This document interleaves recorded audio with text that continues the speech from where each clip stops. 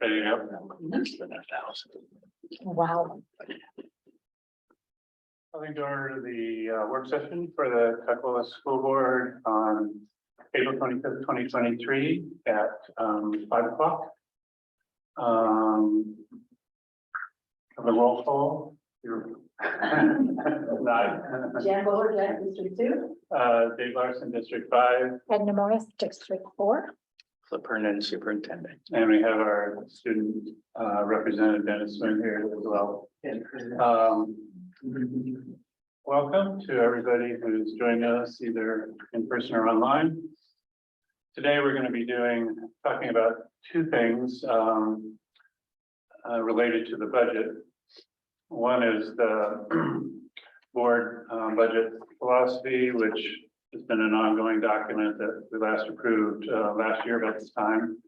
And to see if we want to make any adjustments or changes to that. And then the second item will be a budget update from our Chief Financial Officer, Ms. Birdsong. The legislature finished. Fortunately, they finished on time.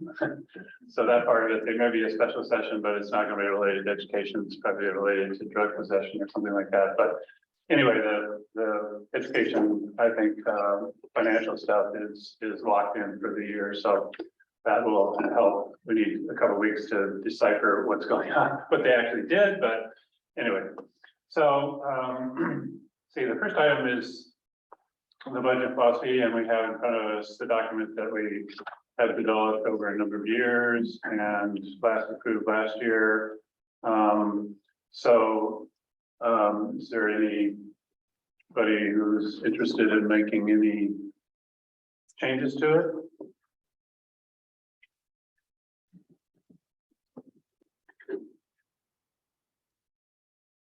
No, I haven't seen Okay, others.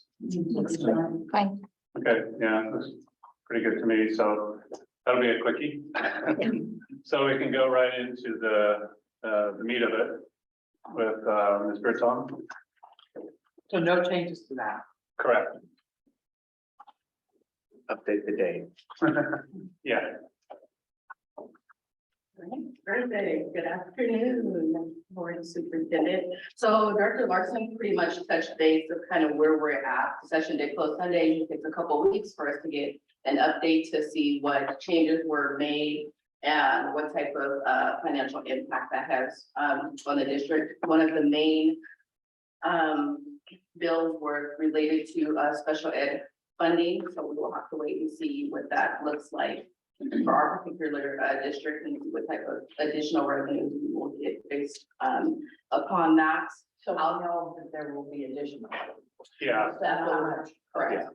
The good news is that the bigger number got through, so Okay. it's changing the multiplier, which is the amount of district difference from about 1.0 to about 1.12. So that's a 12% increase. We really needed like twice that, but it's a chunk. And it also is going to increase the cap, which the cap is 13.5 and we were at like 14.5 or so.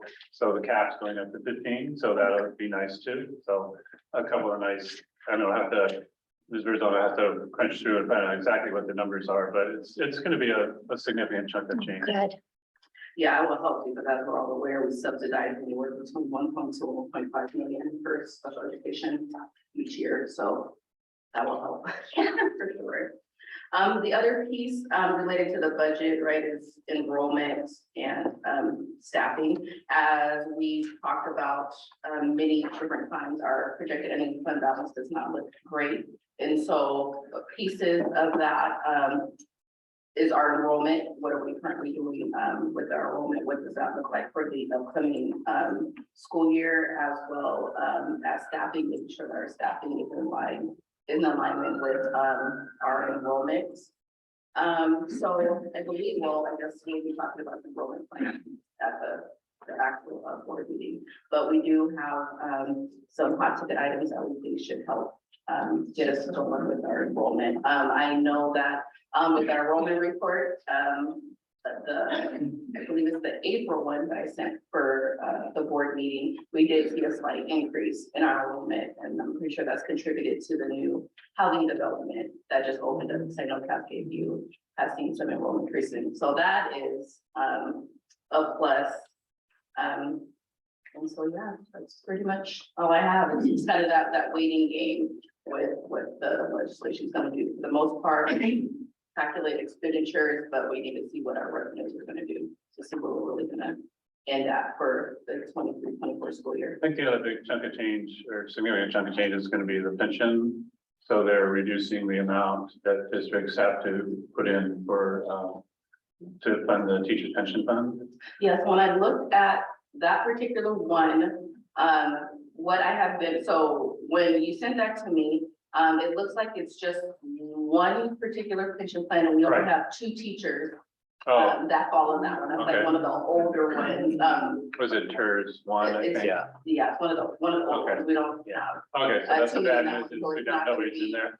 But it would have Very been low. nice if it was across the board, because that, running that calculation, it was a nice number. I'm like, are you sure this is right? So then I put it out to the round table to make sure that everybody was with the same understanding that it was just that one group and not all of them. Okay, so that one's not gonna be much if there's only 2 teachers in, so that's for the, that's an older one that's been around for a long time. That's, Mhm. what's the current one? What do they call it? TERS 2 or something, or? 2 and 3. 2 and 3? Yeah. Okay. Those are different. There's, Yeah. So, you know, it's interesting because, yeah, one of our representatives was touting that as a big deal, and okay, but it's probably gonna save the state as a whole some money, although I'm not sure even how. If we don't have that many, then, unless everybody's misinterpreting. Again, if Okay, it covered, yeah, yeah. if it covered all of them, it's a good chunk of change. no, it's pretty, I didn't, when I read it, it's pretty specific to TERS 1. Yeah. So I don't, yeah, okay. Well, We're we'll not see. gonna capitalize. Yeah, okay. I'd say the other part in the budget update, we continue to look for areas that will be making some reductions in. Some of that approach is when it comes to staffing, it's just in the non-renewal side, not a reduction in force, which makes a big difference in that particular approach. The other is we continue to get some resignations, possible retirement. So all those things can have an impact. And really the budget area we're trying to impact the most is the basic education allocation. So that's the largest pot of money that we receive. That's the one from the state. In the categorical funding, that kind of comes to us, and that doesn't fluctuate as much based on enrollment like the BEA does. So, the 2 things that we're really trying to keep an eye on are just the registrations of students for next year, which should be good. Some of that enrollment plan is not just next year, it's building on other things for the future. And I think in the enrollment forecast that we had we hired for, contracted for, that person does have our enrollment kind of flattening out at different times, depending on if you're going with a low, medium, and high. So factoring in, I don't think the new housing development down kind of on the corner that Cascade View seems to be getting quite a few students from, that's not really factored into this longer term enrollment for this year. So that was kind of an unknown quantity. And that's great. I mean, we'd love to continue to get those students and do the best we can. We also won't know until probably the fall, the impact of the outreach to all the community preschools as well. So we made an intentional effort to really reach out to all of them. And so I think that will bear some fruit also. So I think we should start to see some rebound in the kindergarten enrollment. Is there the housing development by Chuck with the townhouses? Is there That one a I timeline on? haven't heard a timeline on that, but I can find out from the city what their timeline is. Yeah, that's what I was gonna ask, is there other city development that we can look at, but might be maybe more? I can check and see. I don't know if there are any to the same extent as the one down TIB, but I'll take a look. Hard to beat them. Yeah, that one's Size of- pretty large. Yeah. Um, And they opened 2 buildings? so far, or just one? I'm not quite sure. I think the one that's right next to the road, they're not quite done with, but I Right. think.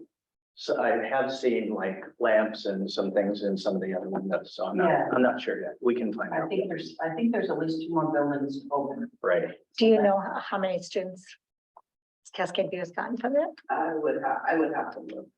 I talked with Dr. Fremstad on Monday. She said she had 5 students starting this week, just starting this week, that Oh, are wow. coming from there. So again, I think as more of the other units open up, there may be some additional students that come in. And it could be that, they're just moving in, so they're finishing up this year and hopefully they have a good experience and roll up with us next year in the fall. So that would be great. Yeah, the other thing, when I was looking at the budget, there's quite a emphasis on homelessness in general this year, and some of that did roll into, there's some grant programs which we should probably, look into that, are targeted at students experiencing homelessness, so that's another area we may be able to take advantage of. It depends on what they are and what the criteria is, but remember, since our students experience homelessness count has gone up quite a bit. So maybe we can find some money there to support.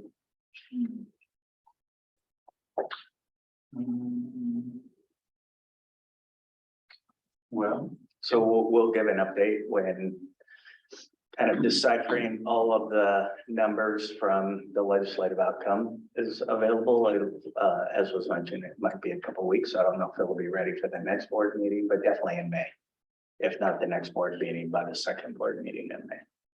the other kind of area I'm interested in, and probably talk about this also in the regular meeting, was the WISIF, the Washington School Improvement Framework, and the grants that go with that. I think it's called the NOSSI grant, Office of School Improvement, something like that. So we're going to get some new money in there we got in Cascade View, and Tukwila had been on that list, and now we're getting Thorndike. But Showalter it's a very complicated, somebody's gonna have to explain to me the system for how they do it, but Showalter got in the list as one of the schools, but not in a category that came with no money, apparently. So I'm curious as to why that is and how that works. So anyway, the good news of that is Thorndike, I think, will be getting like $50,000 for their work. So that's a good thing. Absolutely. So anyway, there's always these little things they sneak in here and there, and the budgets are usually like 1,500 pages of hard to read stuff, and Right. so it takes a while to siphon out, okay, what's in there that we can take advantage of, and so on and so on. So, we're listening to the districts around us having to cut programs. Yeah, And I'm really glad that we're not talking about that at this point, and I hope we don't have to. But Rick Steves, travel guru, Rick Steves, I saw that one. sat next to me playing trumpet in high school. Yeah. And so he posted this long thing about, how bad school boards are in cutting music programs and stuff. And I just know how hard we work to keep that. And so I wrote back to him saying, there's so many unfunded mandates from the feds and from the state. The only thing that's left to cut is music. And I encouraged him to start a band on the side in the community or whatever, because, but I think it is sad that some of the districts are having to look at that.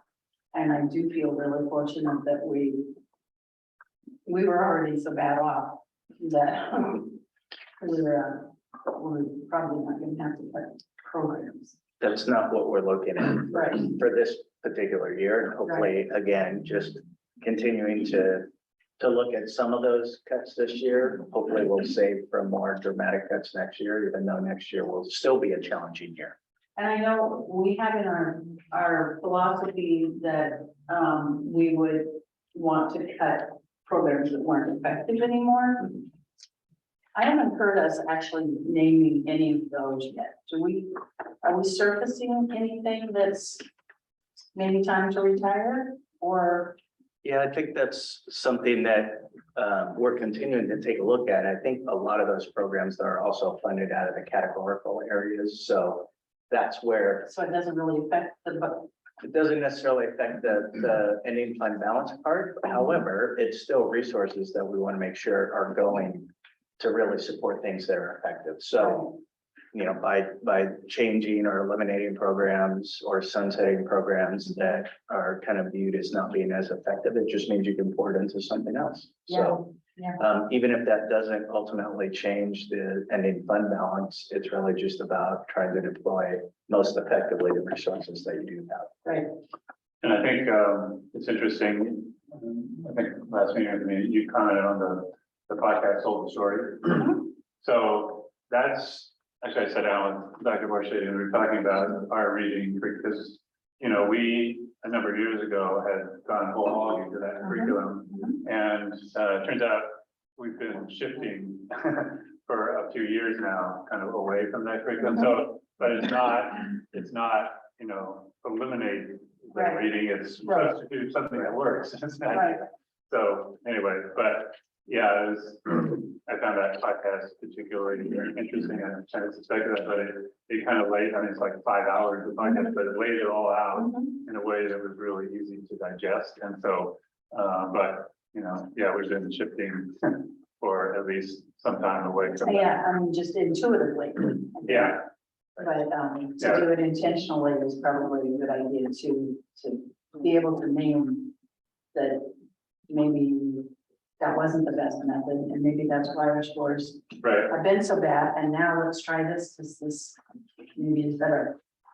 Which does bring up the question of, you know, do we have the right reading curriculum? Right, You know, I mean, when you're shifting, I know it's on the list and it's, we talked about, you know, we're doing a math curriculum this year and you can't really do two basic curriculum changes in the same year. Is a little bit too much to do, but it has been transitioning over time already. supplemental stuff, yeah. Yeah, and so,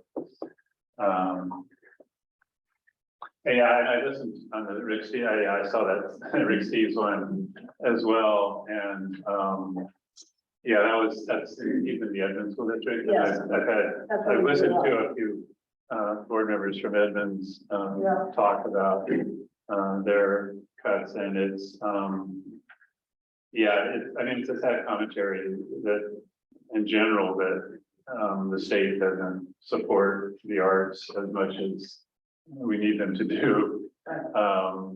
It's quote enrichment, but we spend most of our enrichment dollars kind of, you know, paying competitive salaries and staffing up positions. So it's, yeah, they put us between the rock and he didn't appreciate, but No. he was not, yeah. I was kind of cringing when I read that as well. You don't really know That's right, that's right. how this thing works, and please help us figure out how to make it work. So anyway, yeah. Okay. Any other, if there's no other comments, we'll have another hour and 15 minutes. That's all right. Okay. Well, need a motion to adjourn. So moved. It's been moved and second, we adjourn. All in favor, say aye. Aye. Any opposed, say no. We are adjourned for